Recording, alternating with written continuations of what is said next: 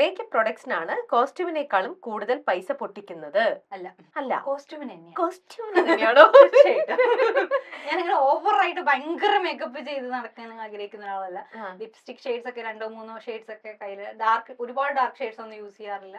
പിന്നെ ഒരുപാട് മേക്കപ്പ് പരീക്ഷണങ്ങളൊന്നും ചെയ്യാറില്ല. എനിക്ക് സ്കിന്ന് ഭയങ്കര സെൻസിറ്റീവ്. പാർലറിലൊക്കെ പോയി കഴിഞ്ഞാൽ ചിലപ്പോ എനിക്ക് പണി കിട്ടും. അപ്പൊ അങ്ങനെ ചിലപ്പോ അങ്ങനെ ഹെന്ന ചെയ്യാനോ ക്ലീനപ്പ് അങ്ങനത്തെ എന്തെങ്കിലും ഒക്കെ ചെയ്യാനൊക്കെ പോകും. മേക്കപ്പ് പ്രോഡക്ട്സ് അങ്ങനെ അധികം യൂസ് ചെയ്യാറില്ല.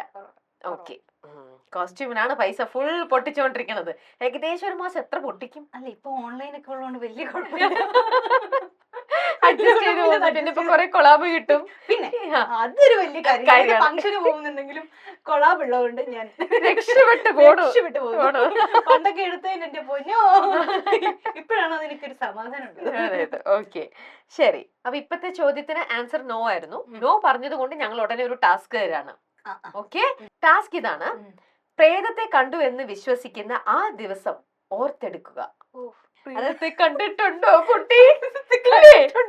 ഇങ്ങോട്ട് നോക്കിയാ മതിയല്ലോ.